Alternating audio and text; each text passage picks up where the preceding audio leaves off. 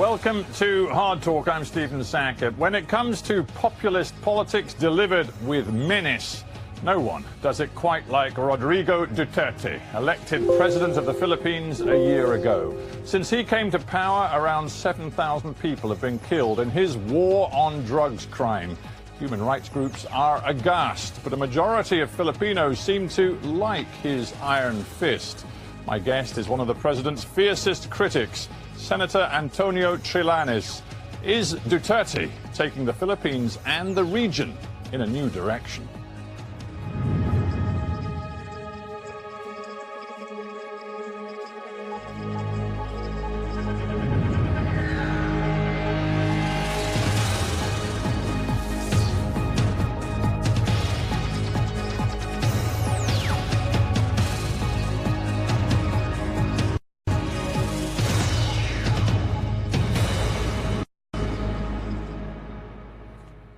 Antonio Trillanes in Manila, welcome to Hard Talk.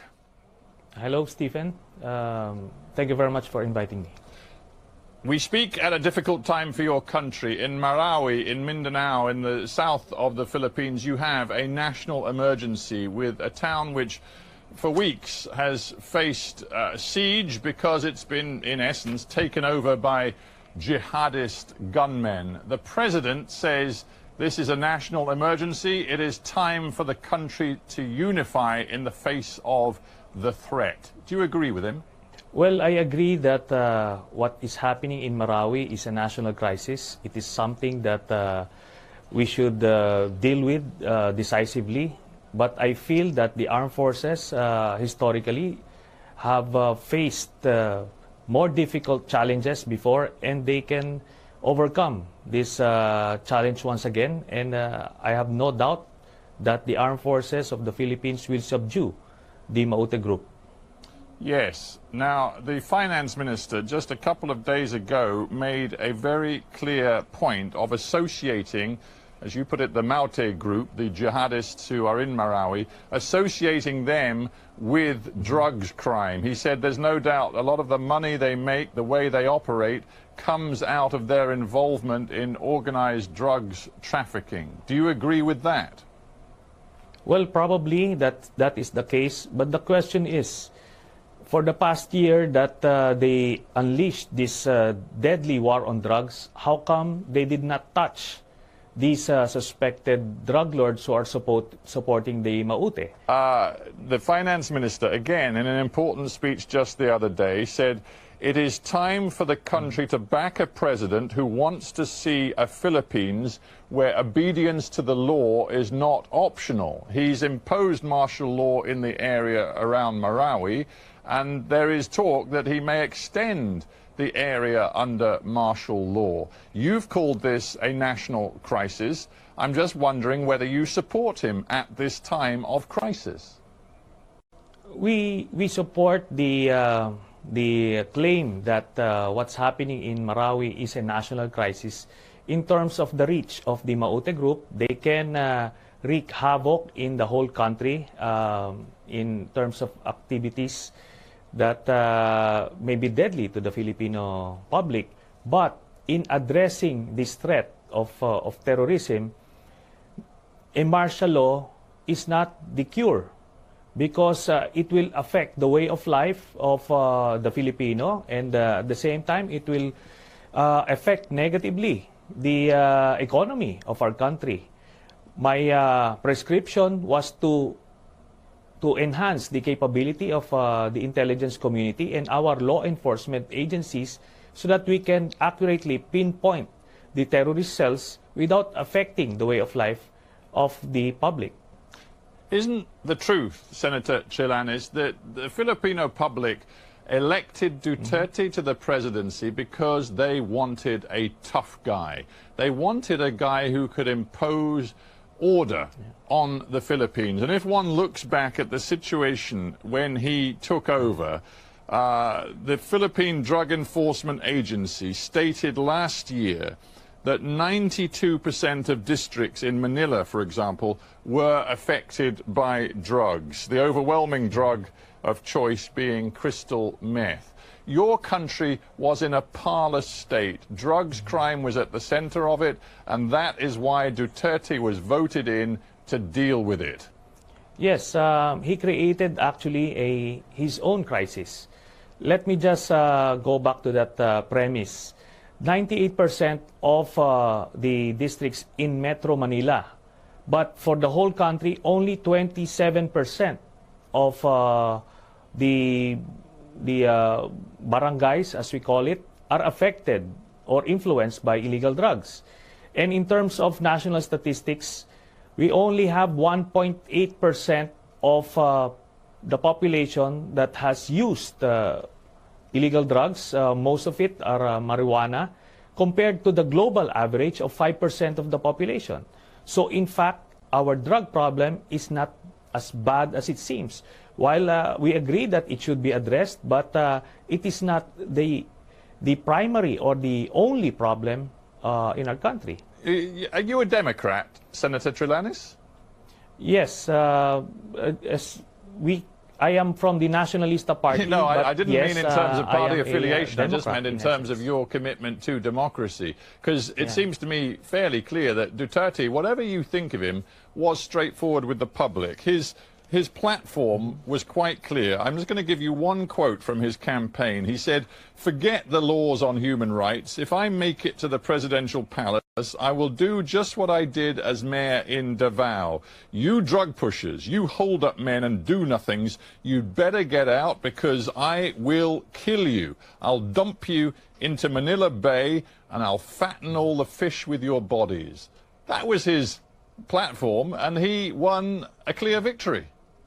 Yes, but during the campaign, the public just thought that this is just rhetoric to make the campaign speeches more dramatic. And we have a set of laws.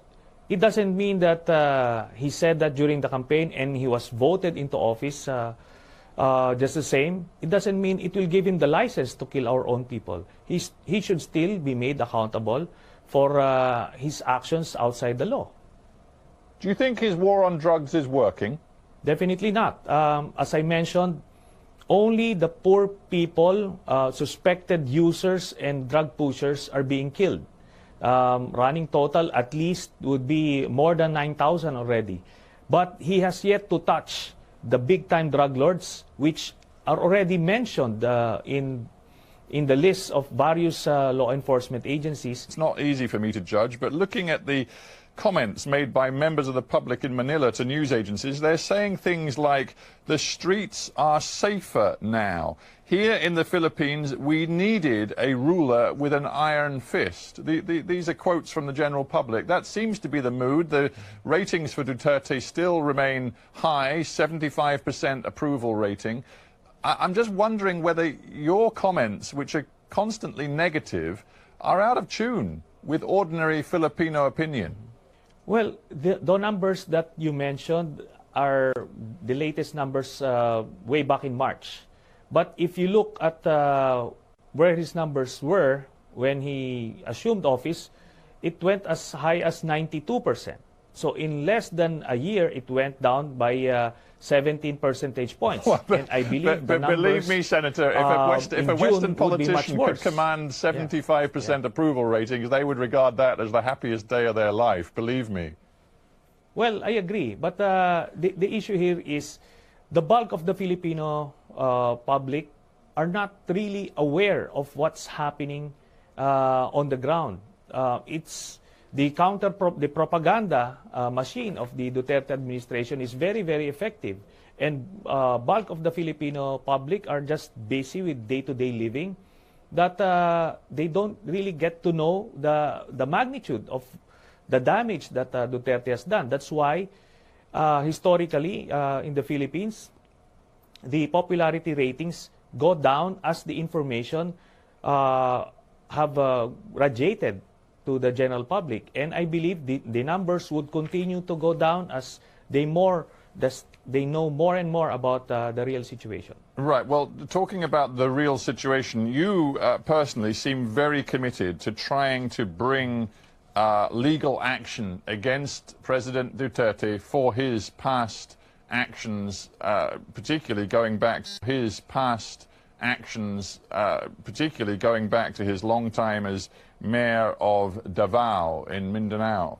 Now, is it indeed true that you are still offering your help to an individual called Arturo Lascanas, who worked in the so-called death squads that were operated in Davao during the time of the now president's running of the city? There's some confusion about whether you personally have intervened to safeguard Mr. Lascanas. What's the situation? I assisted Mr. Lascanas when he appeared in the Senate. We provided security for him while he was there, while he was testifying. But when the state filed cases against him, and now he is technically a fugitive, I personally do not know where his whereabouts. But here's the thing. We already have a witness that would testify. Yeah. I mean, you've made great play of his testimony, and we should remember it's very dramatic. I mean, back in April, I think he testified that he heard Mr. Duterte say, and he was talking, of course, of drugs criminals, suspects, throw them in the ocean or the quarry, make it clean, make sure there are no traces of the bodies. There was one particular story where Mr. Lascanas claimed that Duterte had signed off on the murder of the pregnant wife and 4-year-old child of one particular drugs crime suspect. Do you really believe this testimony, and do you believe it adds up to something which should lead to legal action against Mr. Duterte now that he's president? Most definitely. I believe his testimony, and in fact, even the state believed him enough that they used the testimony in the Senate to file cases against him. Maybe it's in Mr. Lascanas' interest now to blame Duterte for actions which he himself took. I mean, the man is a self-confessed murderer many times over. It seems a little odd to me that you, as an experienced politician, would put so much faith in a self-acknowledged mass murderer. The testimony that pinned down Mr. Lascanas was about the murder of a journalist in the Philippines. Mr. Lascanas has no interest whatsoever with the journalist. Even in his testimony, he was just part of the planners. He was not even the trigger man in that murder. And now the whole country saw that testimony, and it's not only my own judgment that we believe Mr. Lascanas. A great number of people believe him as well.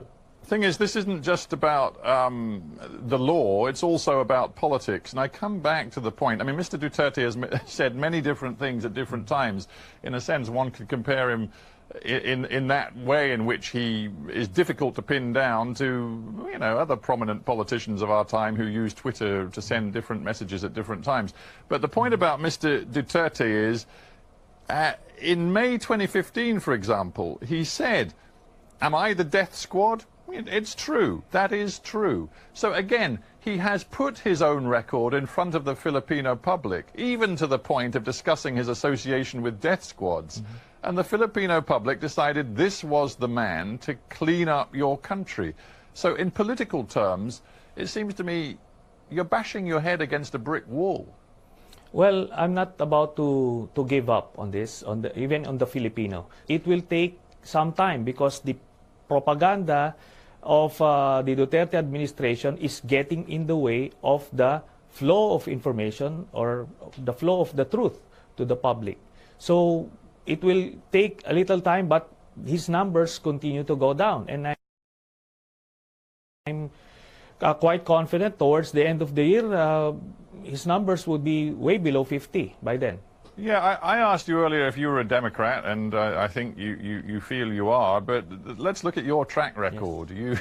You twice tried to mount coups against an elected Filipino president. In that case, it was Mrs. Arroyo. Back in 2003, You had an abortive coup attempt which lasted, well, let's face it, only a day. It wasn't very successful. And then even more, to many Filipinos, even more sort of pathetically, you made another attempt to get her out in 2007, and you ended up in prison for the best part of 7 years.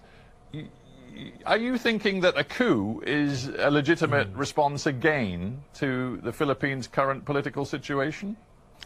Definitely not. I believe we have enough remedies for a problem like Duterte.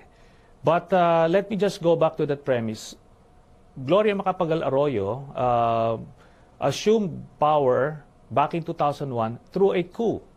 They tried to cover it up with some semblance of constitutionality, but we know for a fact that she assumed power, assumed office via coup. Now, Duterte, in Duterte's case, we have, as I mentioned, legal remedies within the Constitution and even part of the international laws like the ICC that we can resort to resolve or rectify this anomaly that is Duterte. Yeah, well, okay, so you say no coup on this occasion, we'll use the law. You've already been involved in the filing of an impeachment complaint. That was rejected by the Justice Committee of the House of Representatives, so that appears to be going nowhere. And you've also been involved in the call to have the International Criminal Court in The Hague examine whether Mr. Duterte has committed crimes against humanity, but there's absolutely no indication that I can see that the ICC is prepared to pick up your case. So I'm not sure where your faith in the law, both national and international, is actually taking you. Well, I'm quite confident that the ICC would take up the case because it falls right at the center of the essence of the ICC. And probably by in a few months, we'll see some developments. Now, as far as the impeachment is concerned, next year, we can also, again, file an impeachment case against Mr. Duterte if we still have a democracy by then. Because I believe Duterte at some point will install a revolutionary government via martial law because that's the only way, that's the only kind of governance that he knows. As you mentioned, in Davao City, he ruled like a tyrant, a king, a whimsical king at that. So that's the world that he lives in. That's why he can't deal with active members of the opposition. He cannot deal with the objective media, both local and foreign media. Do you feel safe, Mr. Trillanes, saying these kinds of things, given what you also say about Mr. Duterte's style and character? Well, there are things that one must do as a public servant, and this is not the first time that I went up against a sitting president, a sitting vice president, and a very powerful Senate president. So I believe I'm just being consistent regardless of the dangers that I could probably face. Well, yeah, you spent 7 years in prison. You thinking you might be spending a few more years in prison before too long? Probably. The minions of Duterte have been trying to fabricate cases against me, but so far nothing has worked. You're talking to me from Manila, and there is no doubt that in some ways Duterte represents a movement in the Philippines to change the way politics works. He's talked about imperial Manila. He says the country has never been governed by people who really have the best interests of the poor and the disadvantaged at heart. And in particular, he says the country's never been governed before by someone from Mindanao who is not obsessed with looking after the elite and the oligarchs based in Manila. He has a point, doesn't he? If you look at his economic program, he is committed to a radical poverty elimination program, which is going to raise up the poorest Filipinos, particularly in those neglected areas in the south of the country, and that appeals to many people. Well, that's the campaign rhetoric, but 1 year from his election into office up to this point, he has yet to actually come up with an economic program for the poor, and in fact, he has been killing them. So he can never say that he feels for them and he wants them to succeed. And feels for them and he wants them to succeed. And even Duterte himself admits that he doesn't know anything about the economy. And his economic managers have come up with this ambitious economic program that is hinged on a tax reform program that is basically inflationary and therefore anti-poor. So more or less, we know that the situation here in the Philippines, that the tide is changing, and I feel it. Even though I am very vocal against Duterte, I don't even fear for my safety as far as the ordinary Filipinos are concerned, because a lot of them are starting to agree with what we have been saying. Okay, but look, the country's growing at pretty much 7% a year, which in the West would be regarded as a wonderful achievement. The World Bank says it expects that growth curve to continue at least through 2019. Mr. Duterte's done deals with Chinese investors, which suggest $15 billion worth of Chinese investment is coming into your country. He's been crowing about the way in which, by realigning the Philippines in terms of its diplomacy and outreach, it is now great friends with China, with Russia, and still has, of course, the security relationship with the United States. In a way, Duterteism appears to be working for the Philippines. Well, on paper, as I mentioned, it may appear so. But let me just talk about the much hyped 15 billion or 24 billion deal with China. It's basically official development assistance. It's a loan that is again hinged on the passage of the tax reform plan, tax reform bill that the economic managers of Duterte are pushing. But we in the Senate do not have any plan of passing it because it is again inflationary and anti-poor. So we cannot afford to give additional burden to the public. And the public appreciates that. Yeah, what you didn't address was my point about the economic success. You have a 7% growth rate, which is going to continue. And I just, as a final point, put it to you that for all of your fears about what Duterte means for the Philippines, right now, viewed by many ordinary Filipinos, this guy is doing a decent job. Well, that will change. As I mentioned, once more information will reach the ordinary Filipino, they will change their impression about Duterte. I've seen it happen before. It may take a little while, but it does happen. Now, regarding the 7% GDP, well, it's happening despite of Duterte. It is fueled mostly by the remittances from overseas Filipino workers, and that has been the case all these years, at least the past decade. So he cannot solely take credit for anything at this point in time. And in fact, he promised to restore law and order, but the Philippines now is more chaotic today than when he first entered into office. Okay, that's a fact. Yeah, we have to end there, but I thank you very much, Antonio Trillanes, for joining me from Manila. Thank you.